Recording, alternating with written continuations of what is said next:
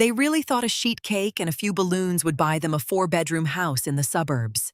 That is the part that still makes me shake my head as I sit here on my new balcony watching the morning traffic. At 64, I had just retired from 30 years of managing logistics for a regional supply company. I knew how to read people, and I certainly knew how to read my own son, David, and his wife, Sarah.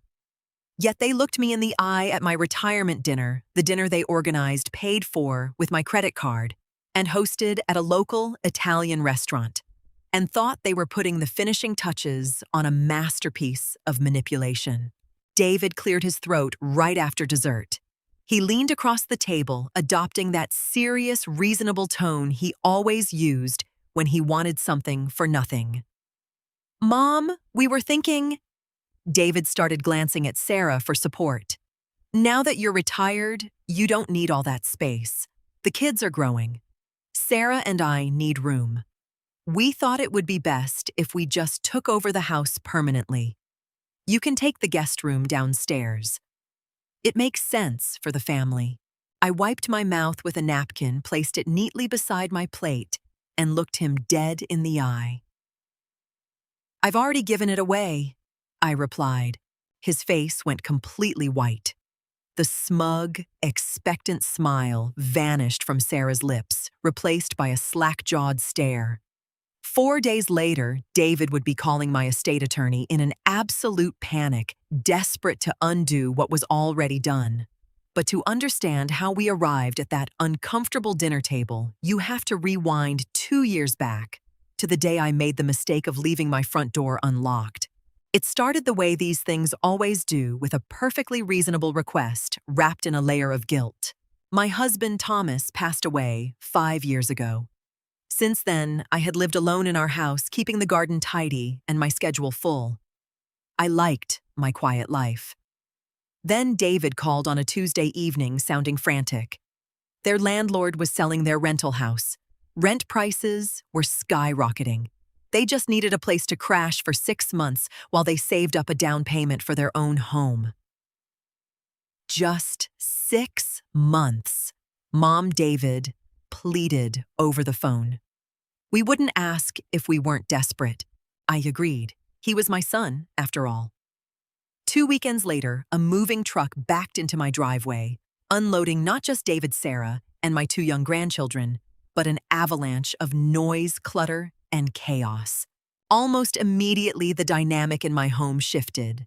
I didn't expect them to tiptoe around, but I also didn't expect Sarah to begin reorganizing my kitchen by week 2.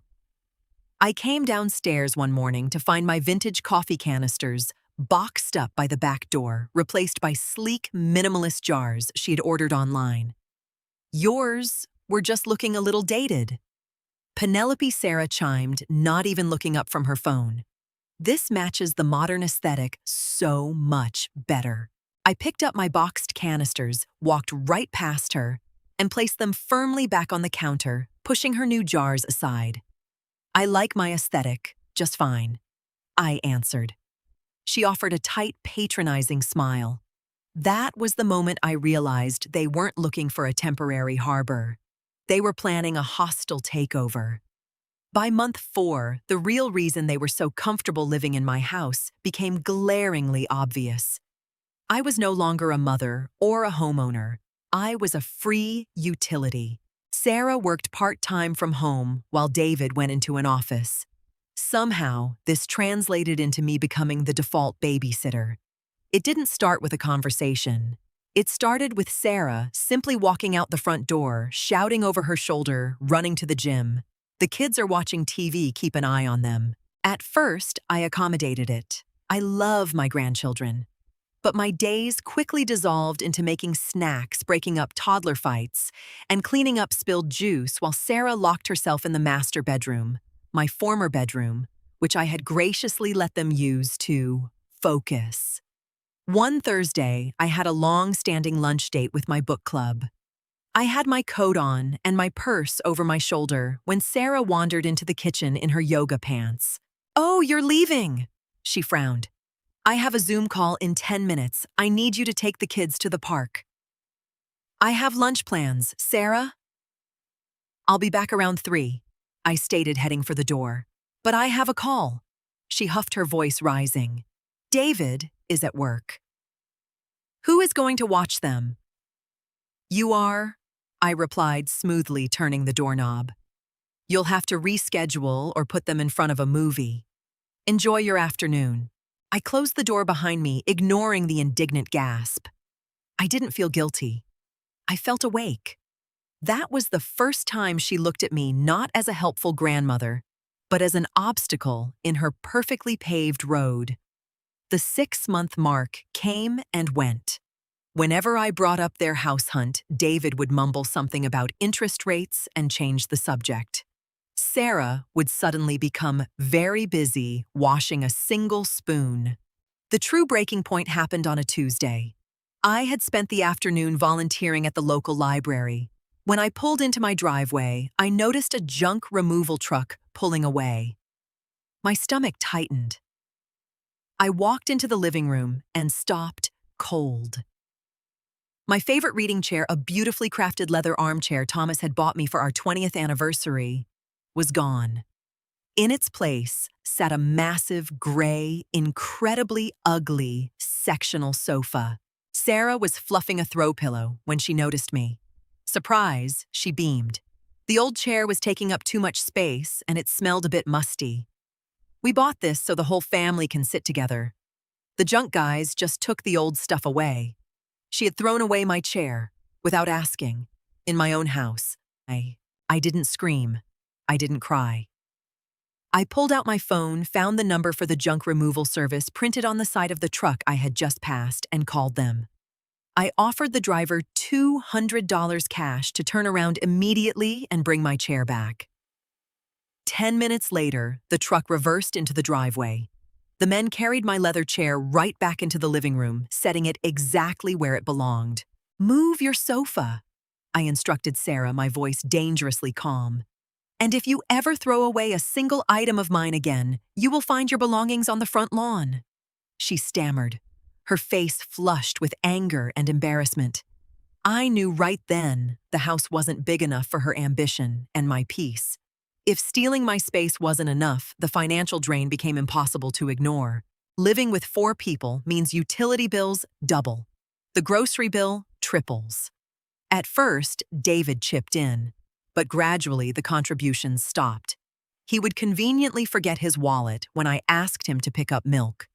Sarah would add her expensive organic skincare products to my shared grocery delivery app, charging my card without a word of thanks. I sat down one evening and reviewed my bank statements. Over the past 8 months, they had silently extracted thousands of dollars from me in living expenses, all while paying absolutely zero rent. They weren't saving for a house. They were upgrading their lifestyle on my dime. I didn't confront them with the bills. Arguing with entitled people only gives them a chance to play the victim. Instead, I took action. I logged into the grocery app and deleted my credit card information. I changed the Wi-Fi password. When David asked for the new password so he could stream a football game, I handed him a piece of paper with a number written on it. "What's this?" he asked, confused. "Your share of this month's internet, water, and electricity bills," I answered plainly. "Once you Venmo me the money, you get the password." David looked at me as if I had spoken in a foreign language. "Mom, come on. We're family. You're nickel and dimming us." "No," I corrected him. "I am stopping you from nickel and dimming me."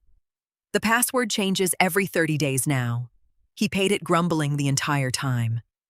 I watched him walk away, realizing that they viewed my money as their inheritance, just arriving a little early. It was time to put my assets entirely out of their reach. Once you realize people are only using you, a profound sense of clarity takes over. I didn't feel heartbroken. I felt highly organized. They thought I was just a tired old widow, slowly fading into the background of their bustling family life. They had no idea I was spending my mornings drinking coffee, browsing real estate, and making very calculated phone calls. I found exactly what I wanted: a bright, modern two-bedroom condo in a quiet, 55 and older community on the other side of town. It had a balcony, no yard maintenance, and strict rules against long-term guests. I bought it in cash, dipping into the retirement fund Thomas and I had built for decades. But there was still the issue of my current house, the four-bedroom anchor that David and Sarah were practically measuring for new drapes.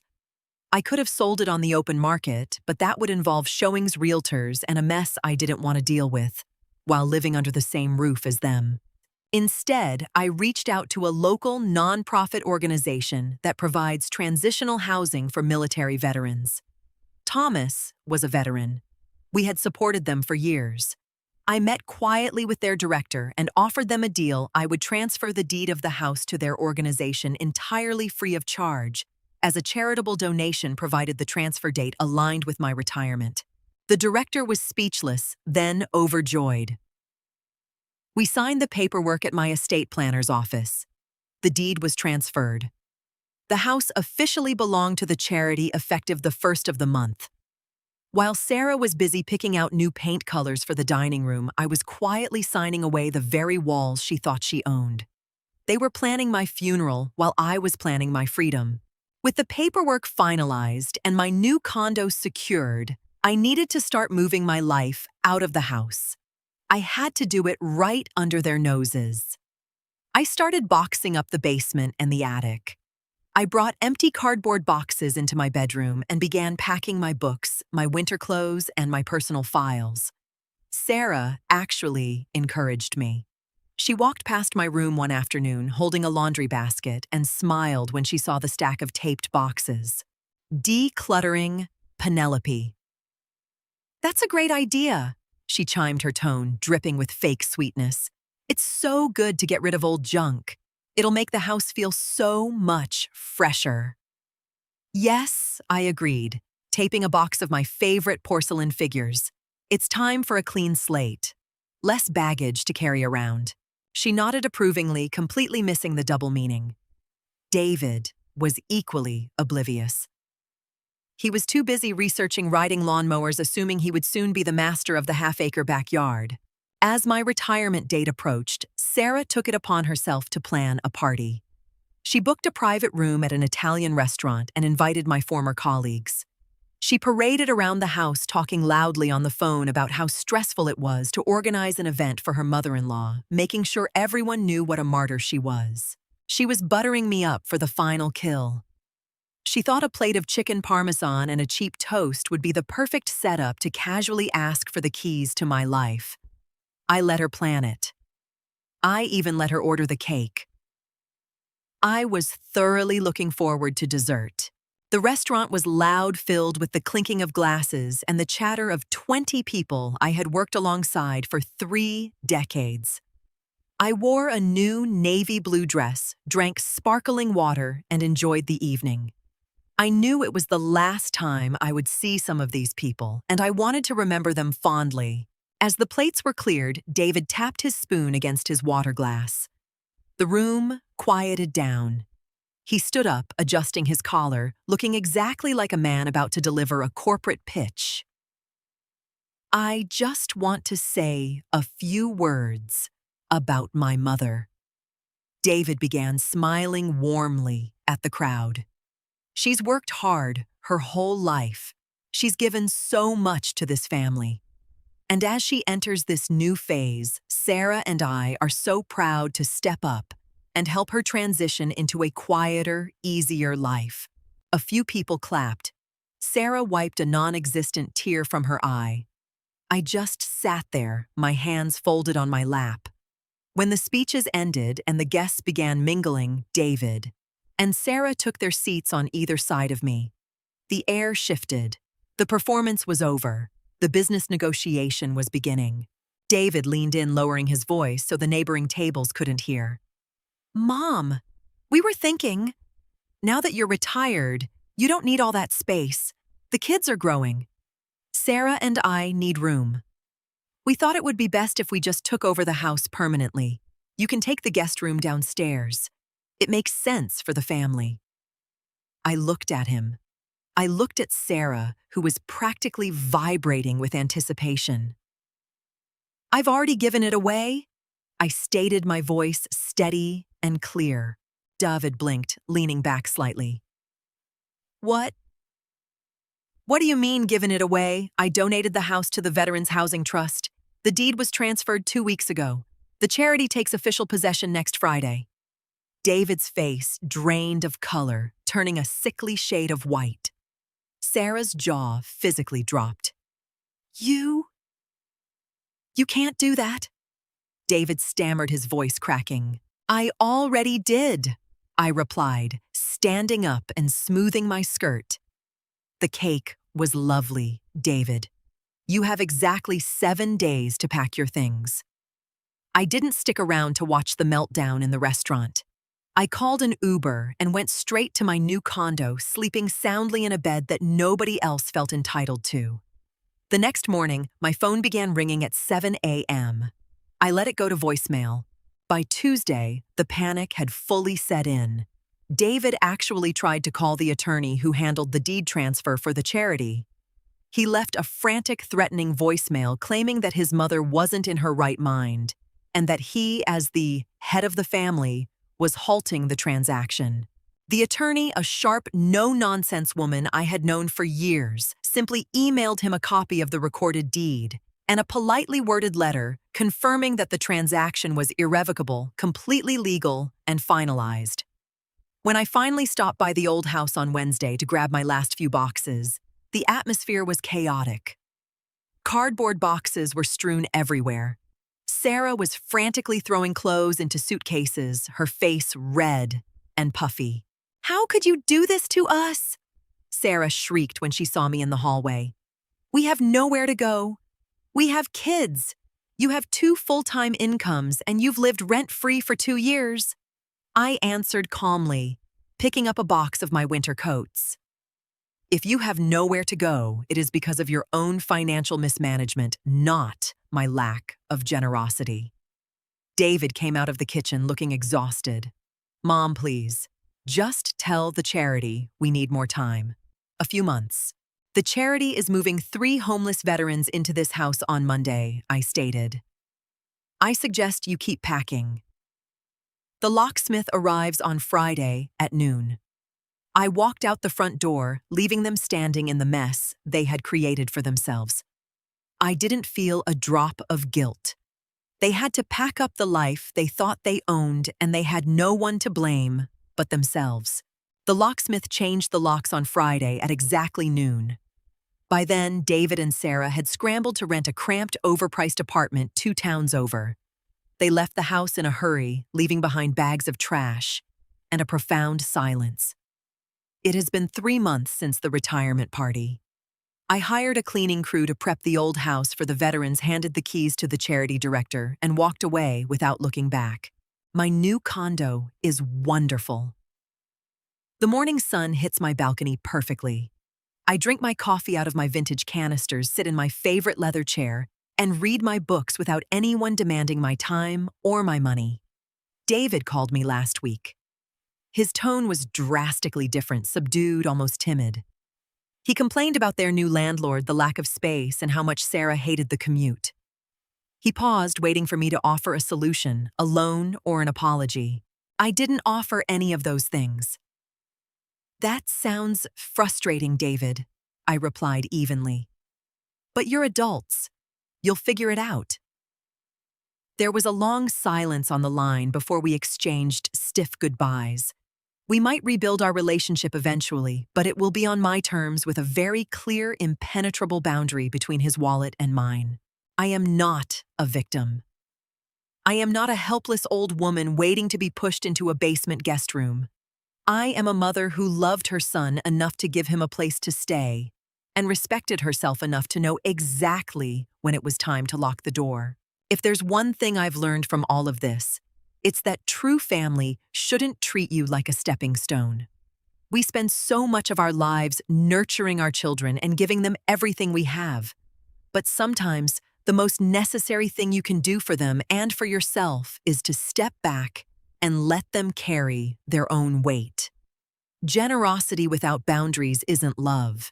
It's just self-sabotage. You have every right to protect your peace, your space, and the life you've worked decades to build. Never let anyone, not even family, convince you that your worth is measured only by what they can extract from you. Has anyone in your life ever mistaken your kindness for weakness? How did you finally draw the line? I'd love to hear your experiences, so please share your thoughts in the comments below. I read every single one of them.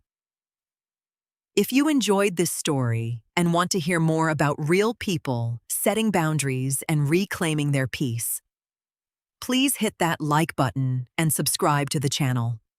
It really helps us grow, and I can't wait to share the next story with you.